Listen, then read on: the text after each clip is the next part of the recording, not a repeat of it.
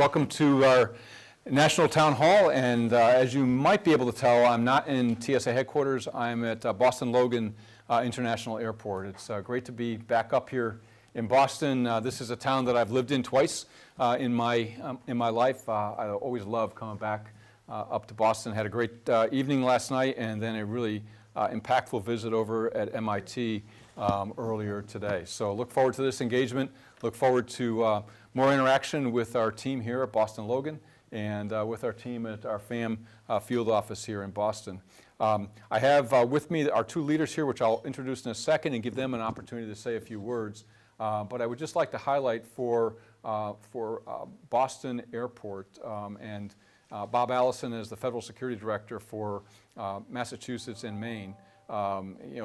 This team observed their 20th anniversary. As we've seen 20th anniversary celebrations across the agency in 2002. You've heard me say before that what a remarkable accomplishment for an agency to stand up and federalize 400 airports in a one-year period of time. I mean, even today, just thinking about how we would do that would be challenging. So, I congratulate everybody that was here on August 6, 2002 when Boston Logan was federalized, and I'm really happy to see that 175 of the employees that started with Bob and his, well, not Bob at the time, but Bob's predecessor and the team here are still employed by TSA. So that's a good high number.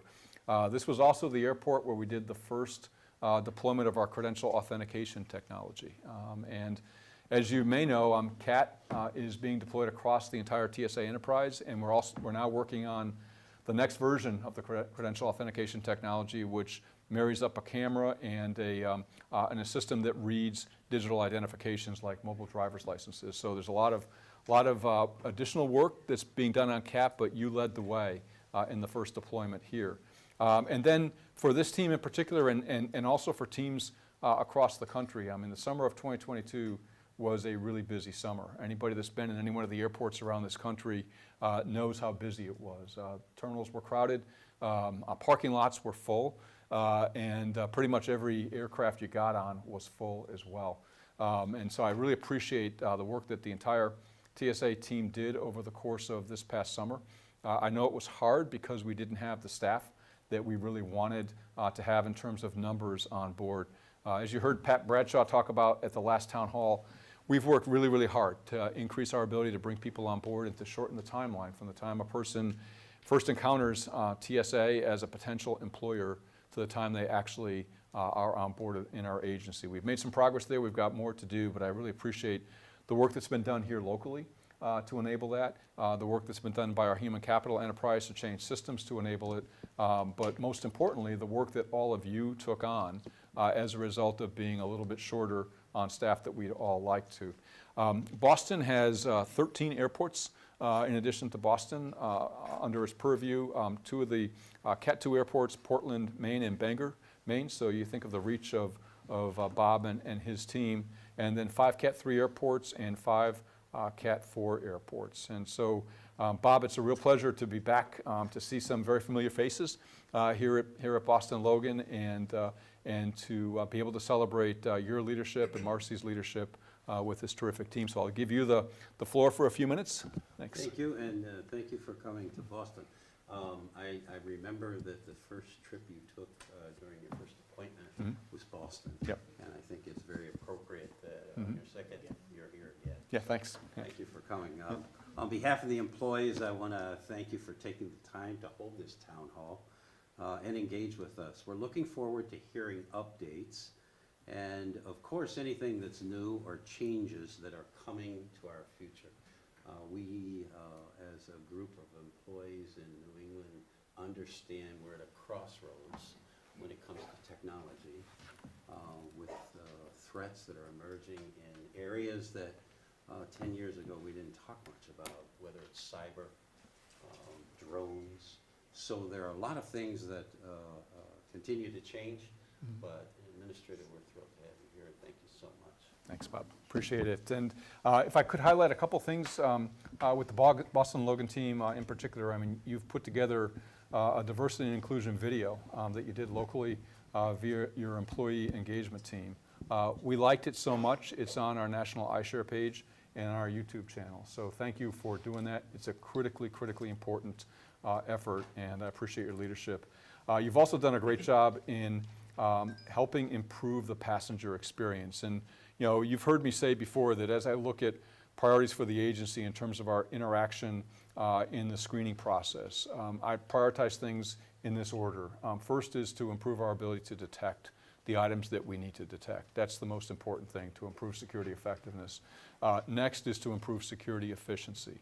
And the third is to improve the passenger experience. And I'll give you a couple of examples here where passenger experience was enhanced. And first person is LTSO Janice Lorenko, who encountered a passenger with diabetes, and the passenger didn't know what the screening process would mean for that passenger. And so Janet did a really great job of walking the passenger through our procedures. As all of you know that's working the screening operation, pretty much every passenger has some level of anxiety. There are some that don't, but most do.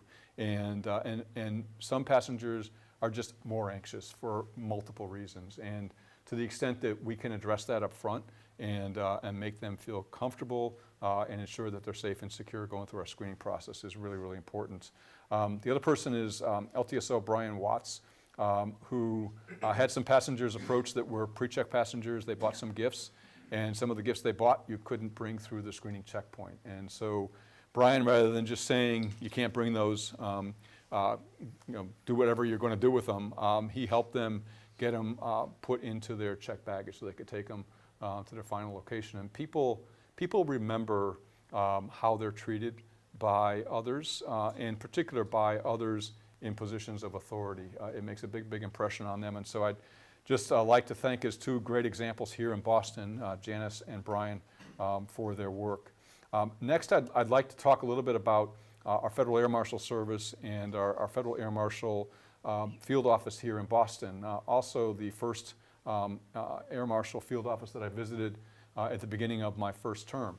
And our Federal Air Marshal Service is an incredibly important part of TSA. As many of you know, they provide in-flight security, which is more important today than it was 4 or 5 years ago, given the and you've seen publicly reported some of the situations that occur in flight now, particularly those involving assaults committed by passengers.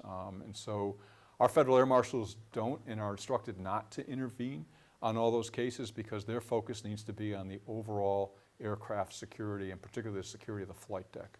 But they're present, and their presence is critically important for the pilot to know and for the flight crew to know that they're there if the case arises. And on occasion, there have been a handful of cases over the course of the past year where our air marshals have had to engage. And so Dave's team provides the Federal Air Marshal Service support here out of Boston.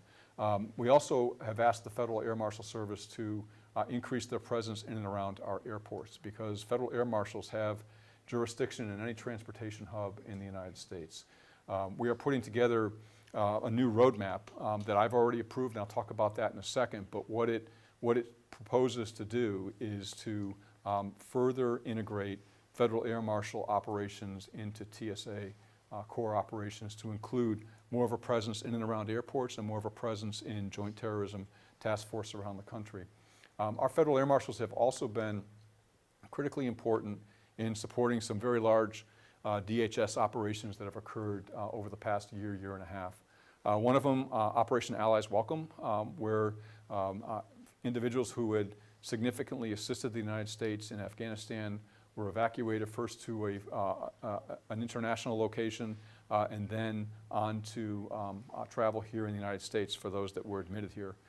We had Federal Air Marshals facilitating that travel and providing security on those flights and being in some of the camps, the Army facilities where these individuals were processed into the country. And so I'd like to recognize our Air Marshal Service. I know some of your team, Dave, participated in that. We also have a significant operation ongoing at the southwest border in the Department of Homeland Security, really supporting Customs and Border Protection and Immigration and Customs Enforcement. Federal Air Marshals bring a unique capability to that because they are law enforcement officers and can perform more functions that would allow a Border Patrol agent or a customs officer to perform the job for which they are specifically trained. So I appreciate your support of Southwest Border Operations. And the next is the UN General Assembly. As you know, UN General Assembly meets annually and brings the head of states for many, many countries here to New York to participate in the General Assembly process. The Secret Service is the lead agency for that, and the Secret Service, as you can imagine, with the number of dignitaries in New York City and on flights inbound to New York City, they need help from multiple agencies, including TSA. And so Dave's team has supported the UN General Assembly operations again this year, and this is all the while doing the core work that we asked the Federal Air Marshal Service to do. Dave is an individual who I think really exemplifies for all of us that you can do different things in TSA. You know, he's been on the security operations side of TSA, now is in the position of the Supervisory Federal Air Marshal in charge of our Boston field office. So Dave, give you the chance to say a few words to everybody. Thanks for the kind words, sir, and welcome back to Boston. Before I forget, I just want to congratulate you on your confirmation for your second term as TSA Administrator. It seems like there's always a lot of anxiety when it comes to having a new person at the helm driving the agency, and it's great to have you back for a second term, so thanks. Also, on behalf of the men and women of the Federal Air Marshal Service here in Boston, welcome back. I think the thing that probably typifies your reign as TSA Administrator, among many things, is your accessibility and your availability to not only the front line, but staff, officers, air marshals. So we really appreciate the chance to hear what you're thinking, why you're thinking what you're thinking, and hear it directly from you. So it's great to have you back. And with that, I will pass my time. Thank you. Okay, thanks, Dave. Appreciate it. So what I'd like to do is in many ways my favorite part of these town halls, and talk about some of the great things that have been done across TSA since we last talked. The challenge in this particular segment is I could talk for 3-4 hours on things that have been amazing that our people have done over the past month and a half. I need to whittle it down to a precious few, I would term, and so let me give you some examples. At Albuquerque, TSO Per Giorgio Nara saw a passenger that clearly wasn't able to understand what to do because this passenger didn't speak English and didn't read English. TSO Nara is fluent in Italian, was able to communicate with the passenger, really help that passenger navigate his way through Albuquerque Airport. It's one of those examples of just seeing somebody who needs some help, and rather than just watching them, or waiting for them to ask, actively intervened and helped this passenger.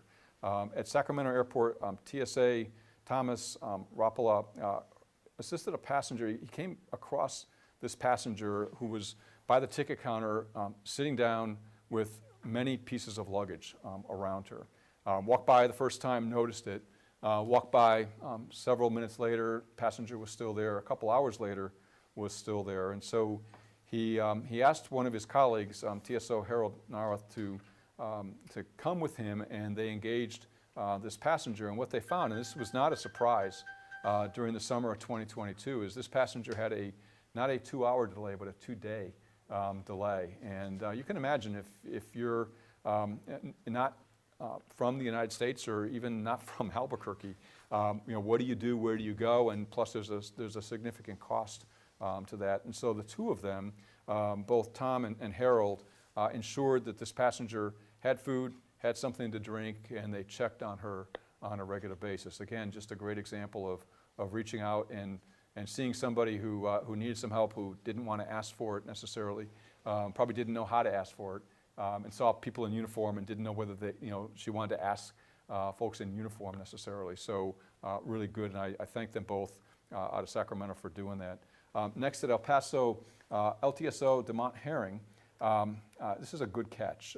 He saw a passenger using a pair of crutches that when it went through the x-ray, there was clearly something inside the crutches.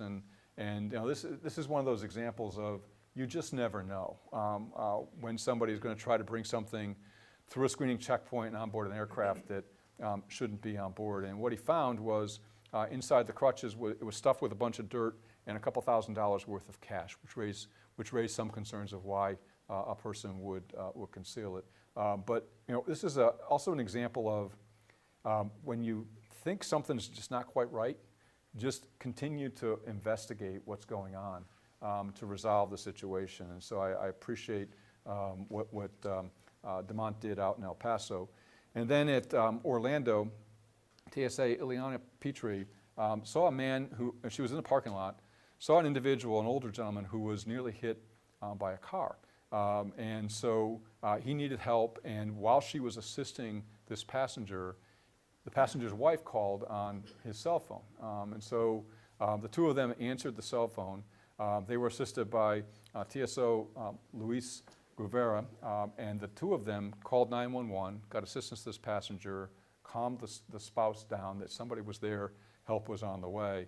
And the good news is the passenger was treated quickly and is doing very well.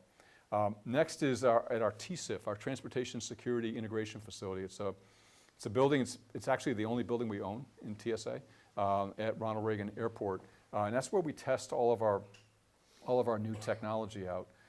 But one of our logistics management specials, Alan Husted, was off duty, and he saw a car crash occur. And so the car engine caught fire, there was smoke coming out, and when the car crashed, the passenger actually got ejected into the back seat. And so rather than driving by and calling for help, he stopped, reached into the back seat, got this passenger out. The driver was unconscious, so most likely saved the person's life, but just a really, really great example. As you all know, we've had some very severe weather occur around the country over the past several months. Hurricane Fiona hit San Juan, Puerto Rico, and an example I would give there is Hurricane Fiona, as you might recall, the same thing happened with Hurricane Ian. Hurricane develops and then they rapidly intensify, faster than sometimes people predict. With Fiona, everybody thought that when it hit Puerto Rico it was going to be a tropical storm. It ended up being a Cat 1 hurricane. And I think many of you remember back in 2017, Hurricane Maria hit Puerto Rico and the U.S. Virgin Islands. And I was down there shortly after Maria went through, and it really destroyed a lot of the infrastructure on both of those islands. And so it's taken them a bit of time to recover. When you knock out an entire electrical grid and highway systems and things like that, it just takes years to get them back in shape. But one of our TSOs, Soledad Gonzalez, was up in her home, up in the mountains. She had, with her family, she had 30 inches of rain in her home. Needed to get out of the home into a safe place. And so 3 of her colleagues at San Juan Airport, our Field Intelligence Officer, Joy Martinez, our AFSD, Elizabeth Dominguez, and another AFSD, Brian Felling, literally drove to whatever roads they could access. They had to go around a lot of trees. Took them a long time to drive to the base of the mountain. And then they hiked a quarter mile up the mountain to find her and then to assist her and her family to safety. And so, just a terrific example of people going way out of their way, knowing somebody was in trouble. And I would just use this opportunity to emphasize too that whenever there's a significant event that occurs that makes communications difficult or means that people won't be able to get to work, is to proactively call and reach out so that we know that you need help and we can get help to you. I can give you examples in Hurricane Ian down at Fort Myers of Southwest Regional Airport in Florida, where we sent federal air marshals to some of our TSOs' last known locations to make sure that they were doing okay. And it's just, one, it's reassuring to us to know that our employees are okay. Not great, because clearly when a hurricane goes through, you're not doing great. But just to know that they're not seriously injured and to provide whatever help we can. And then the last bright spot that I would give to you, just something to think about as Halloween approaches, is out at LAX yesterday, we had two of our TSOs and 3 of our TSOs and 1 of our TSMs really do a great job in discovering what's been reported as 12,000 fentanyl pills. Don't know whether that's the actual number, don't actually even know if it's truly fentanyl. but DEA is investigating that whole case. But they discovered these fentanyl pills inside bags of candy. And so as the carry-on bag is going through the machine, they saw this and then started to do a bag search. The person who owned the bag, and of course we know who the person is because of our TDC function, then fled, and that person is still, DEA and the LA police are still looking for this person. But the folks that found the fentanyl on X-ray, TSO Brenda Barahona, on bag search, TSO Elisa Williams, the STSO was Dan Salazar, and the TSM Nestor Sanchez. And so just another good example of, hey, you see something wrong, and fentanyl's contraband, and so we have procedures to handle contraband. And just think of, hey, what could have happened if those were just bags going into the mainstream system where they would be in candy that potentially other children might come in contact with, or at the very least, if it is fentanyl, the distribution method of distributing fentanyl throughout the country, which has got to be a concern for pretty much everybody in the United States. So, those are the great things that I have seen happen. And then, I'd like to talk a little bit about Hurricane Fiona and Ian a little bit further. If we go to Ian for a second, you've all seen the images of what happened, Sanibel Island, Fort Myers Beach, as it went across Florida and then turned into Charleston, South Carolina. But the impact on Florida was incredibly significant. The photos tell part of the story. I think you really have to be there to feel the totality of the impact. I'd like to highlight for you that there are still 16 of our Southwest Regional Airport colleagues that don't have a home to live in right now. And so we're doing everything we can in connecting them with assistance to do that. But let's face it, it's pretty hard when a whole community is really devastated to be able to find people that can come in and help you rebuild if you choose to rebuild in the same location. I'd also just recommend to you that when the National Weather Service warns of storm surge, there was 12 to 15 feet of storm surge in Fort Myers, and you can see it by the high water mark on buildings. Just after Hurricane Katrina hit New Orleans many, many years ago, I flew by helicopter over the city of New Orleans about a day after the hurricane hit, and you could see the high water mark on buildings with that storm surge. And so, just something to think about when somebody says, we think we might want you to evacuate, I would just evacuate. Because you don't want to be the last person.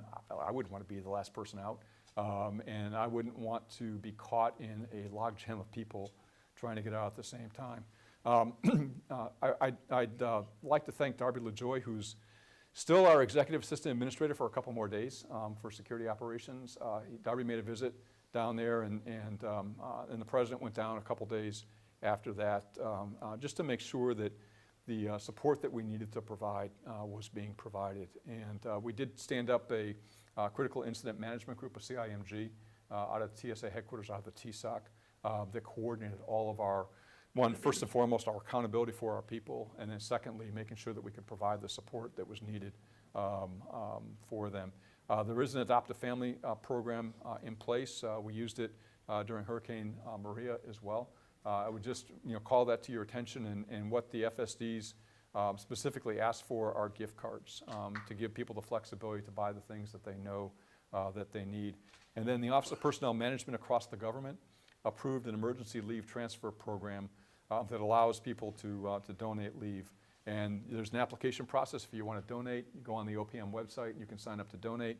Or if you're a person that would like to receive some of this leave as a result of the hurricanes, that you can apply for leave to be transferred to you. So I just raised that to you for your awareness. And I think other thing to think about is, the weather systems and impacts of weather are not just limited to hurricanes.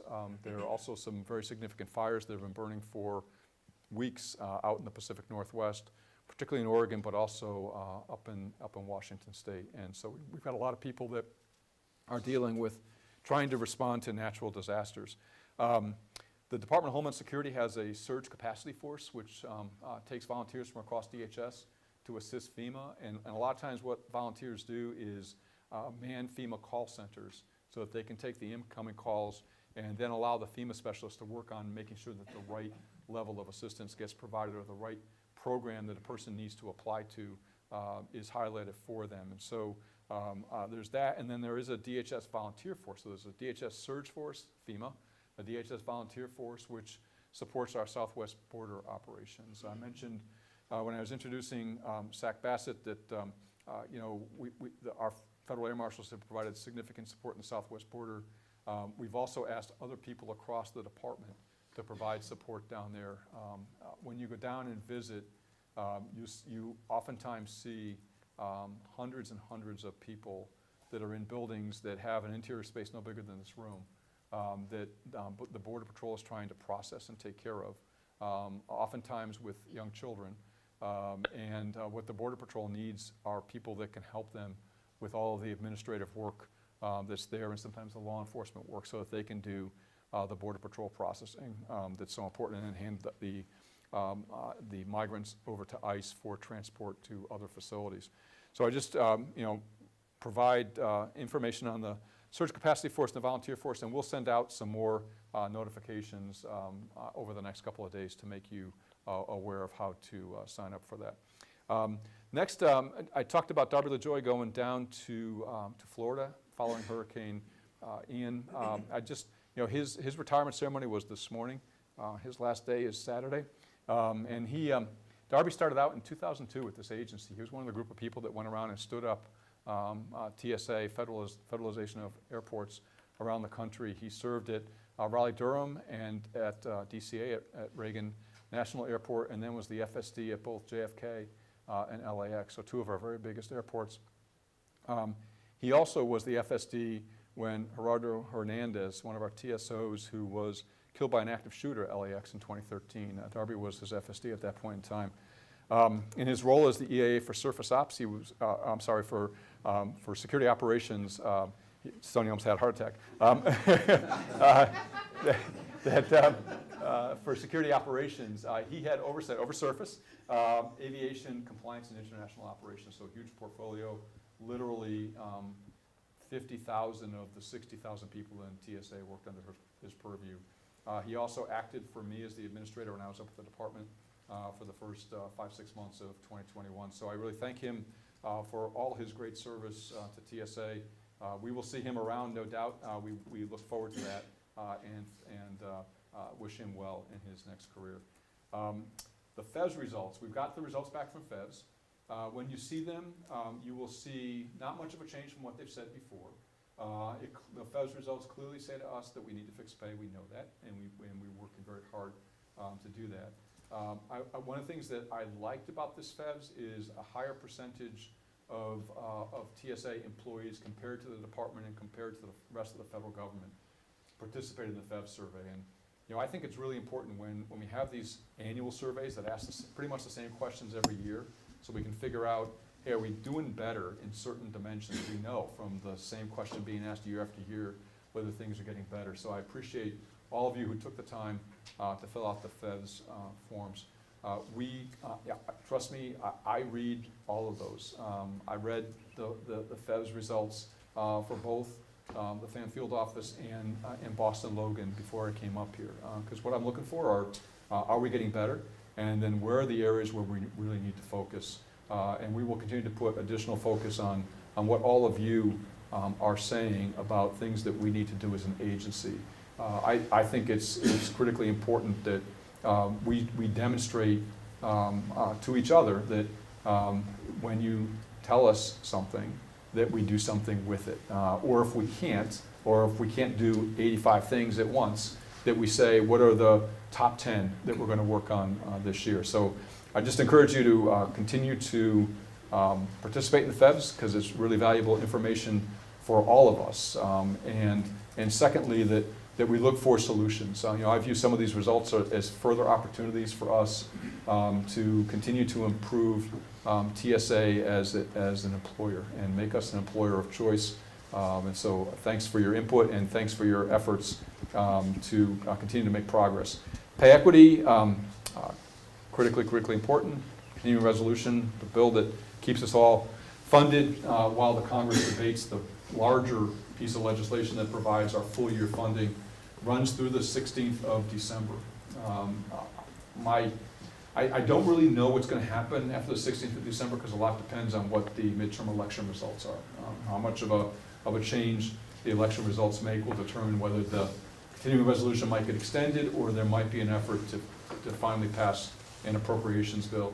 As I've said before, and I will talk about this at every town hall because I want you to know that it's front and center for me, is I will continue to keep you updated on where it sits. Since we last talked, I've talked to a number of members of Congress just further reiterating the reasons why this is so important for TSA and that it's an ethical imperative that we get this passed. So I'll continue to do that, and I hope to be able to deliver even better news to you in the coming months. We'll call your attention to the TSA Awards programs that are going to be coming out, honorary awards. The nominations process starts this week, runs to the 18th of November. So if you know someone who you think deserves an honorary award, please put the recommendation in. And I think it's really important to do that because even if a person does not get ultimately selected, knowing that you took the time to put the recommendation in means an awful lot to people.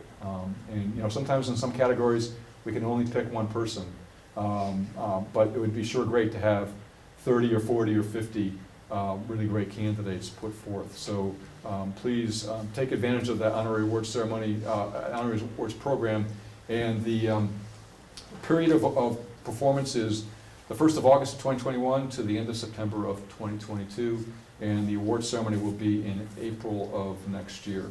On TSO awards, one of the things that we talked about last year was whether the end-of-year bonus would be provided to TSOs. And based on that experience, I want to make sure that we set expectations clearly as early as we can. And as you heard me say, we have done our screening workforce, in particular, that was the most short on staffing, has done an incredible job over the course of this year. We will provide an additional award for 2022, but please keep in mind that we, as I told you in prior town halls, we spent pretty much every penny we had on retention incentives, on summer incentives, and things of that nature. In fact, I just approved the last set of summer incentives because depending on the dollar amount, sometimes it has to go up to the department to get approved. And so for all TSOs, leads, supervisors, master TSOs, and expert TSOs, we'll provide $725 as a bonus paid out on the 12th of December. That's, and trust me, that is financially the best we can do at this point in time, just because we spent so much money over the course of this year on other incentives. But it proportionally is very, very similar to what other employees get as a percentage of pay over the course of the year. 3 other very quick things, actually 4. Innovation doctrine. Dave, do you have that document there? So we just signed out this document. It's available on our tsa.gov webpage. It's the innovation doctrine. You have a lift cell here. So lift cell is designed to really see what innovative ideas the front line of our organization, whether the front line is our inspectors, whether it's our screening officers, whether it's our federal air marshals, whether it's folks that work in vetting. If you're on the front line of a part of what TSA does, we want your good ideas. And what this talks about is how we are going to proceed with innovation for the foreseeable future. And basically the premise is we want innovation to be embedded in every business process we have within the agency. And we do have a chief innovation officer position in TSA. That position is not designed to be the font of all innovation. That position is designed to do things like this to create structure to our innovation program and keeps those rich new ideas coming forward so that we can continue to improve our performance over time.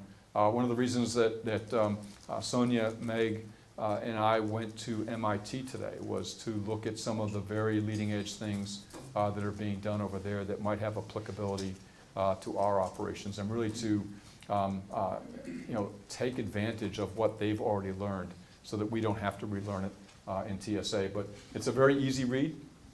I would recommend it to you. We are the first agency in DHS, and I think the only agency within the federal government that has an innovation doctrine in place. So it's a really great product. Just would commend it to you for reading, because for me, whenever I do a job, I always look and say, hey, I can think of a couple ways this could be done better, and it could be better technology, it could be better procedures, it could be better policy. Everybody has, in a lot of ways, you are where you sit. In other words, your perspective is from your own position in the job you're doing today. That input is critically important for us to make sure we do the smartest things forward in making us a more innovative agency. And just remember that our vision is to be an agile security agency. You can't be agile if you can't spin on a dime, literally, and bring more technology in place and bring more policy and procedure changes in place. We have a FAMS roadmap. I mentioned it earlier. There's a whole series of roadmaps, probably less than 10, but they're focused on key things that we know we want to be very explicit with our own workforce and our stakeholders of where certain programs are going in terms of a strategic direction. So we've approved a FAMS roadmap. It's in the process now of getting the right graphics and page numbers and things like that put in place to make it very professional document when it gets published. But basically it stands for the prospect of how do we best utilize and best integrate the significant capability and capacity we have in the Federal Air Marshal Service within TSA. And I know this roadmap will continue to get us on a very good path going forward. So looking forward to seeing that actually printed, but I'm very supportive of what's in there. In fact, I signed it. And the last is just to commend folks for all the work that's been done. We've got a number of inspectors in the back of the room. We've done groundbreaking work on cybersecurity for pipeline systems, for rail systems. Now, I just signed a new security directive for rail 2 days ago, and we will soon sign aviation security plan amendments for airports and airlines, probably in the December timeframe. These new directives, rather than telling owners and operators of these critical systems to do certain very specific things, so a little bit of a change in perspective for us. We've taken the position that we're going to tell them what outcomes from a cybersecurity perspective we want them to achieve, and then they come back and tell us how they're going to achieve it. And Sonia Proctor, who's our assistant administrator for surface operations, she does all of the now engagement with these entities that have these security directives to perform, and all the implementation plans that they send to us will be reviewed by Sonia and her regional security director team. So we'll approve them, and then once we approve their implementation plans, a couple of months after that, they have to come back and tell us how they're going to prove objectively with numbers that they are achieving the security outcomes that we want them to achieve. It's great work. You'll see when the U.S. government issues its cybersecurity strategy, the principles that we used are likely to be embedded in that strategy, which is probably going to come out in a couple of months. Very last thing is Veterans Day is coming up. We celebrate it on the 10th of November, 10 o'clock ceremony. Number of veterans here in this room, 20% veterans in TSA. So I would just commend that to you, because I don't think we're going to have a town hall before then. But really appreciate the work of veterans in TSA, and I'd like to see that number actually a little higher than 20% if we can. All right, so with that, let me close, and Amy, I'll open it up to questions. Want to take questions from the room first? Absolutely. I think we have some questions, I was told.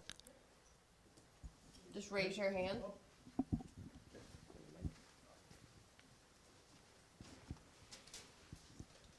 Thank you, sir. Good afternoon, Administrator, and welcome to Boston. On behalf of the union, I'm the president of AFG 2617. We cover Massachusetts, New Hampshire, and Maine. We hope that you have an opportunity to get up to the other states as well and visit with the officers. But on behalf of the officers here, welcome.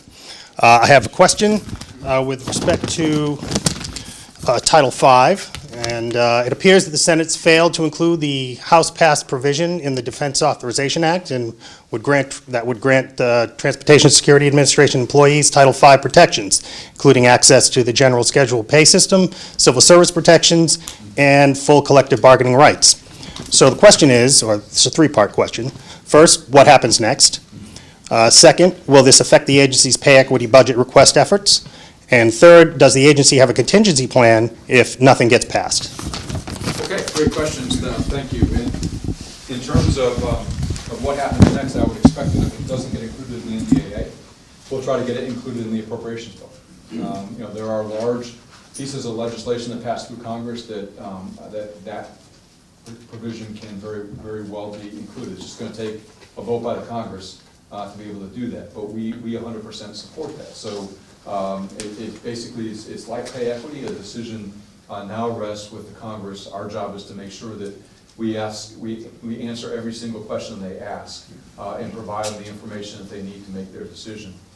Its impact on pay equity, I don't think it will have an impact on pay equity because pay equity is a separate line in our budget. There's two lines in our budget, one for pay equity that pertain to pay issues. One is pay equity, that's $871 million.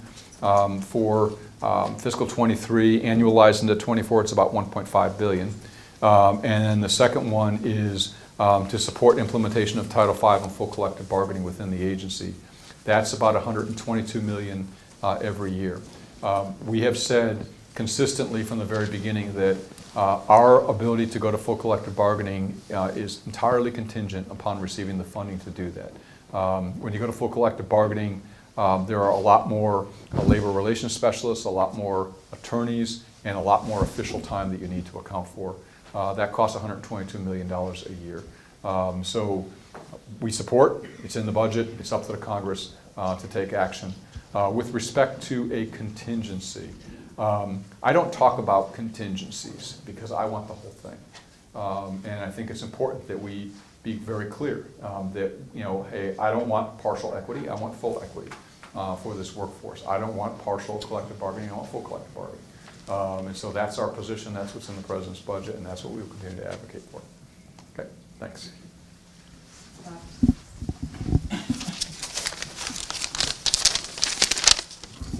Good afternoon, sir. Bob Clara, Terminal Manager here at Logan Airport, and welcome to Boston. Thank you. I have a couple of questions. One, are there any plans to allow leave restoration into 2023? Yes, it's approved. Okay. How's that, Bob? That's pretty good. Second question. Yeah. Are there any specific incentives being discussed at a national level to target recruiting for regionally specific needs, such as hiring and retaining gender-specific officers? Yeah, we constantly look at the whole set of incentive packages that we have. We've done that over the course of my entire term as the administrator, most especially in the last year, to figure out, we have a certain amount of money because we can only spend what's appropriated by the Congress, and we try to get the biggest effect from what's been funded by the Congress. And so we will always look at opportunities if we see an incentive can provide the return on that incentive that would make it a better incentive than others, then we will certainly do it. Okay. Last question I have is, will the overtime and other incentives continue into the winter bid months for the screening workforce? Don't know yet. We haven't quite reached that decision. The retention incentive, yes. Our retention incentive process will stay the same. And I don't want to change our retention incentive process until I get a decision on pay equity from the Congress. So I'm not saying the retention incentive will stay exactly the same, but the process we have to look at the retention incentives will stay the same. So no change in process. And then with respect to the what would now be the winter or the holiday incentive, we haven't quite reached a decision on that yet. Okay. Thank you, sir. Thank you. Appreciate it.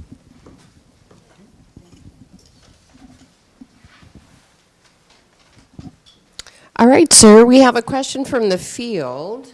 In the field, we see a lot of initiatives for the TSO workforce, but for the FSD administrative staff, it gets lumped in with the TSA headquarters staff, and they are not. Are there any incentives to retain and incentivize those positions? Yeah, no, I understand that question very well, and I agree with the premise. Again, a lot of what we're able to do is bound by the funding that we have.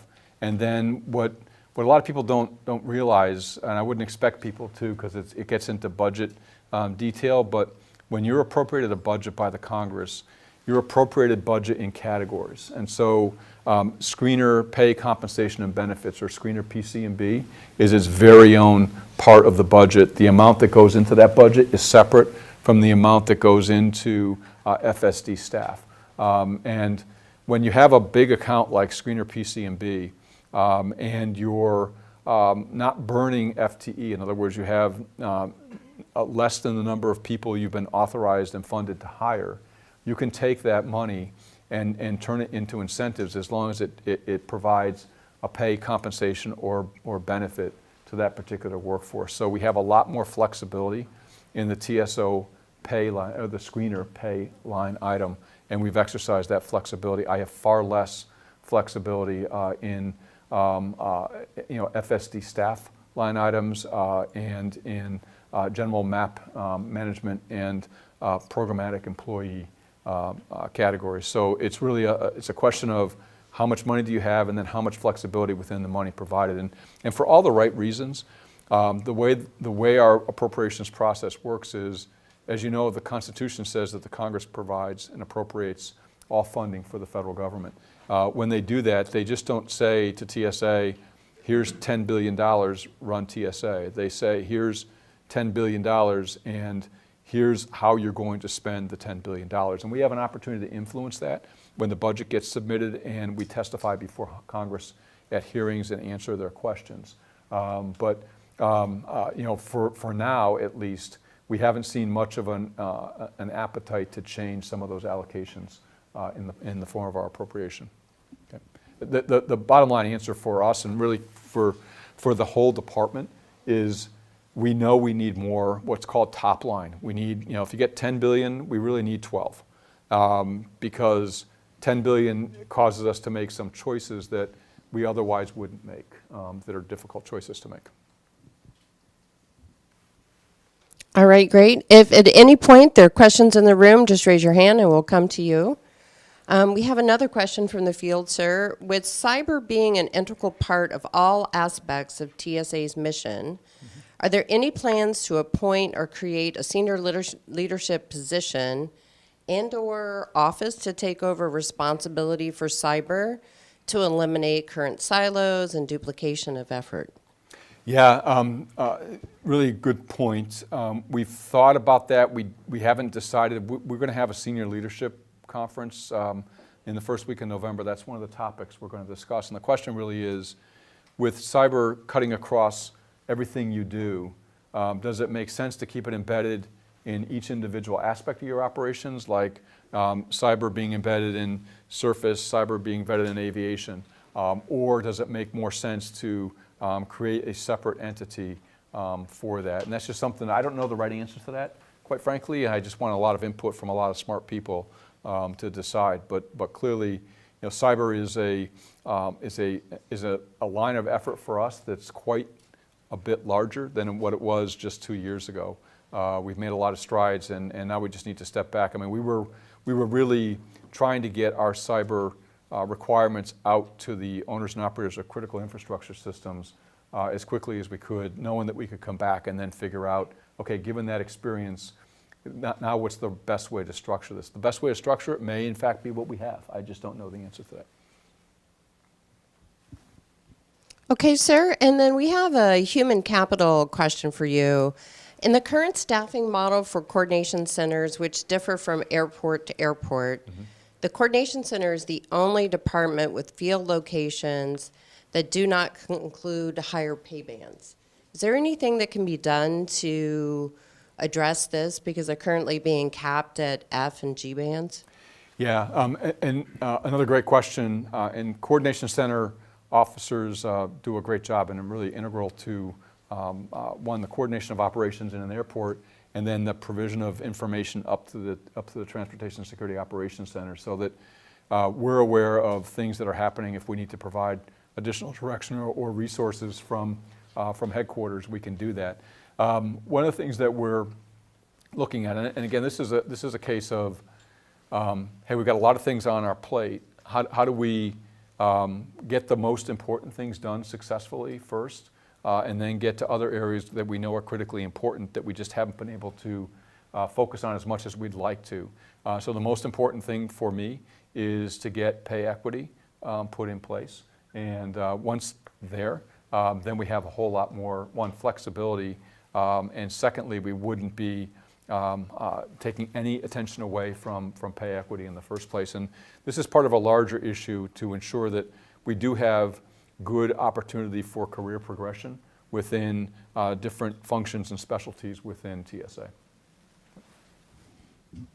Thank you, sir. Any questions in the room? Okay, great.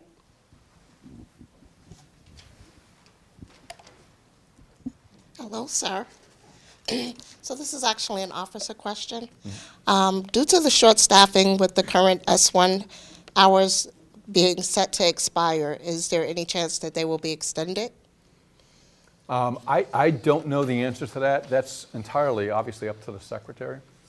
But I think if there's any airport that anticipates that there's going to be a particular problem or a field office, just let us know that, just so we're aware of the scope of the issue. You think he's going to be giving out any more? Yeah. No, the secretary is incredibly supportive of the department workforce, and he knows. I worked right next to him for his first 5 months in office as the secretary, and of course, as you all know, he was the deputy secretary before that. So he knows the department, and his keen interest is in the well-being of our employees and making sure that they're adequately supported and recognized. One of the things the secretary did this year, along with the deputy secretary, which I thought was really fantastic, was they took the DHS awards presentations on the road, and rather than doing one big ceremony in Washington, they did many separate ceremonies in locations around the country. I thought that was really, a strong signal to our workforce that they wanted to make sure that they could personally recognize people in the locations closer to where they worked. So I know he's very focused on supporting and recognizing the workforce, and I'll just leave it at that. Okay, and I had one more question.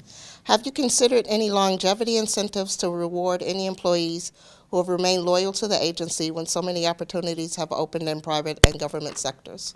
Sure. Pay equity addresses that. People that have longevity will be placed in the appropriate location within the pay band once pay equity passes. One of the key features of pay equity is to provide the same longevity increases over time for folks. And one of the questions I know a lot of people have is, when you look at the pay scales and the potential pay scales that are posted on that compensation portal, sometimes you'll take your position as a let's say an H band, and you're looking at promotion to I band, and you take the same position on the chart. Sometimes that's not much of a pay raise or a pay deduction. Nobody in TSA that receives a promotion gets anything but a pay raise, right? So, and we put that policy out there so that people can see that, what we do is we just place the person in the right position within the higher pay band. Okay. All right, sir. I have a couple questions here on remote work. What is being done to standardize telework throughout the agency? Some FSDs are not allowed telework. And what is the future of telework in the field? Okay, great question. I think telework has worked pretty well where we've had it in place. And what we've said to our leadership throughout the agency is, hey, here are some guidelines for the use of telework. We're really at the stage where we, like many private sector companies and other government agencies, are trying to figure out what is the best solution going forward for both remote and for telework. And mindful, too, that there are a lot of our employees, the majority of our employees just aren't eligible for telework at all. I'm really, from where I sit right now, it's really still too early to tell what the right approach is. What I want to do is to be able to look at some things that I think are really telltale signs of whether it's achieving what we'd like it to achieve. And I think two key things, not all things, but two key things would be when we post a job application, a job opportunity, do we get more applicants for our job opportunities for those positions that are telework or remote work eligible? So in other words, is the pool that's applying a greater pool than what we've had in the past?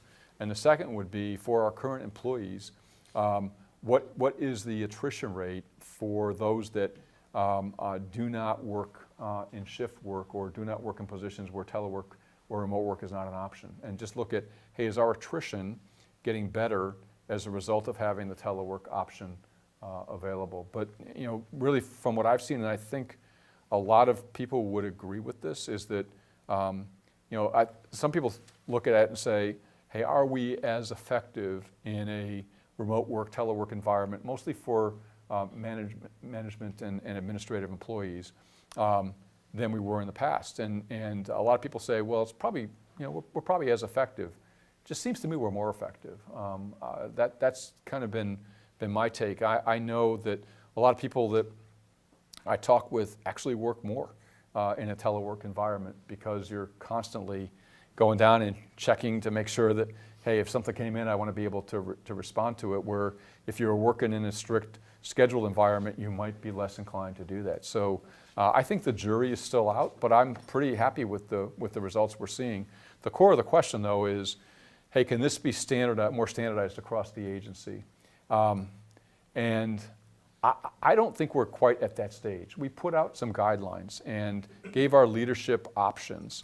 I really don't want to be in the position of drilling down into an individual leader's decisions unless I see that leader's actions with respect to telework are very anomalous to everybody else. And then that, just because it's different doesn't mean it's wrong. It just means, why is it different? What's going on here that makes the situation different? So I want to leave our leaders some decision space there. And I do want this to run for a little bit longer, just to see, hey, what is the longer term impact for us, and then what might be a longer term policy? Okay. All right, sir. And then one easy question of all of those. Who is going to run SO when Darby leaves? Melanie Harvey will be the acting EAA. Okay, great. She's the deputy EAA. She's done a fantastic job, and so she'll be the acting EAA. Great. Any other questions in the room?